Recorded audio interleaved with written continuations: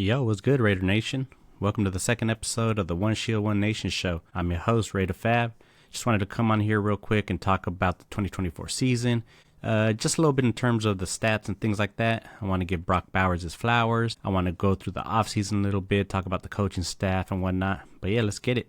So our 2024 season ended with a miserable 4-13 record, but an exciting bright spot was the play of the rookie Brock Bowers. He had 112 catches, 1,194 yards along with 5 TDs. The reception and receiving yards were the highest in that league among NFL tight ends. He broke the all-time record for most receiving yards by a rookie tight end, which was a record that was standing for about 63 years, if I'm not mistaken.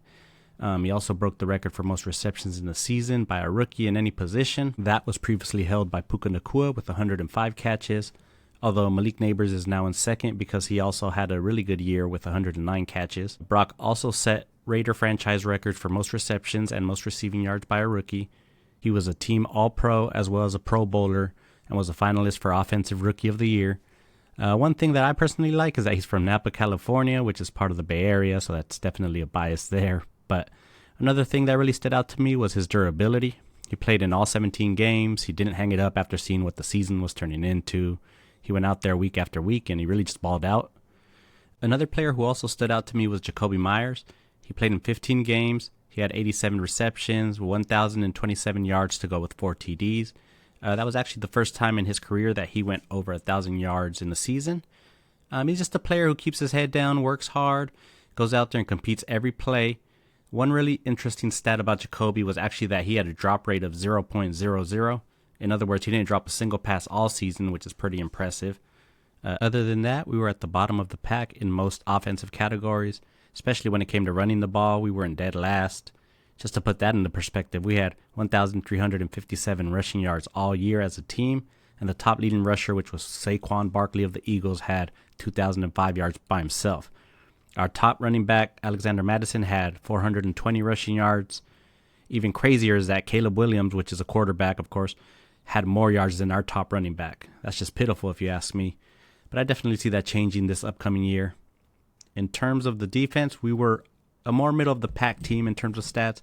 I just feel we lacked depth, especially with most of our injuries coming on that side of the ball. Then when our offense couldn't score any points, it just turned into a shit show. That was pretty much our season in a nutshell. Let's pivot to the offseason. So our last game was January 5th, 2025, and by the 7th, Antonio Pierce was let go. I didn't have a problem with the firing, but personally didn't like that they had him go out there and do a press conference the day before. I don't know, it just kind of felt like Mark Davis was like, I'm not going to go out in front of the cameras to talk about the season. Let him do it, instead of just firing him right after the game. But shortly after that, our GM, Tom Telesco, was let go. This one was a little bit of a head-scratcher for me at the time because I personally felt he did okay, especially through the draft. He did great. When the injuries were mounting, I felt that he brought in some good depth, but I guess it was a little bit too late. It was apparent that Tom Brady was getting in the mix and wanted to bring in who he saw more fit to lead, probably someone that had similar vision to himself. So almost instantly, you started to hear rumors about Ben Johnson potentially being our new head coach.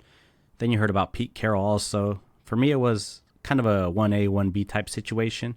On one end, you have a young, first-time head coach with a genius offensive mind.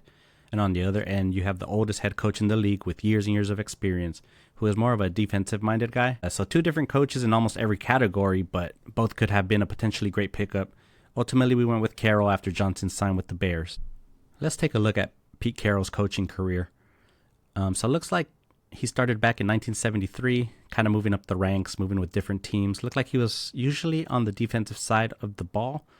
He finally made it to the NFL in 1984 with the Buffalo Bills. He was a defensive backs coach. After that, he left to the Minnesota Vikings where he was a defensive backs coach. He went to the Jets where he was a defensive coordinator. After that, he got the head coach job there for a year. After that, he went to San Francisco for the defensive coordinator position there. After that, he was a head coach with the New England Patriots. After that, he moved to the college ranks with USC, where he was a head coach for a while.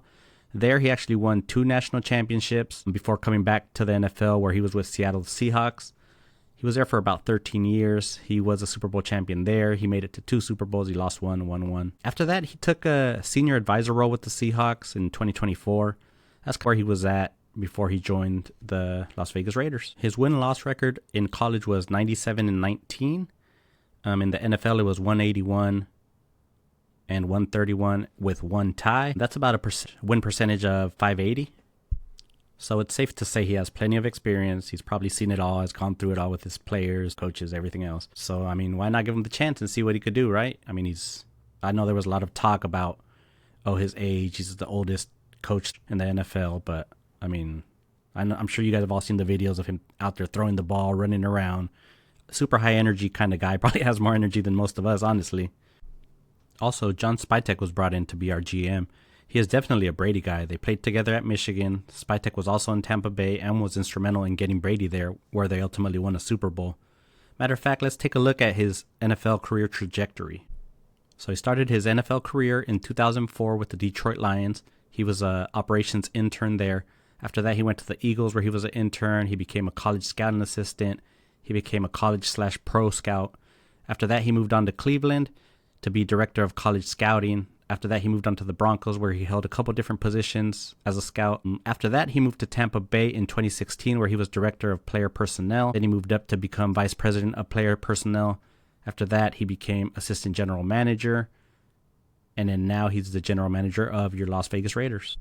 One thing to also note is that he was in the building when the Broncos won the Super Bowl. He was also in the building when Tampa Bay won a Super Bowl with Brady. So, I mean, that's kind of that winning culture, the winning mentality that he could bring over along with Pete Carroll, along with Brady. And by all estimations, he's really well respected in NFL circles. A lot of people talk highly about him, and I'm pretty excited to see what he can do for this franchise. Another big acquisition was bringing in Chip Kelly to be our offensive coordinator.